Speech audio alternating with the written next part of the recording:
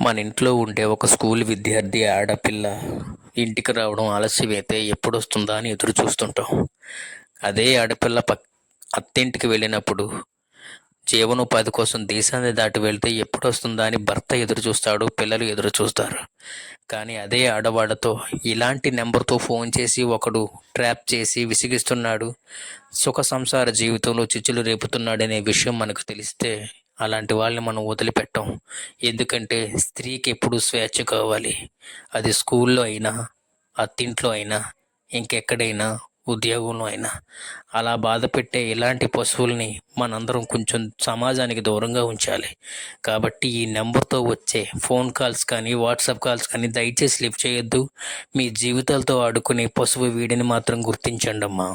ప్రతి భారత స్త్రీకి ఈ వీడియో అంకితమవుతుందనే ఉద్దేశంతో మీ జాగ్రత్త కోరి మీ సోదరుడుగా చెప్తున్నాను.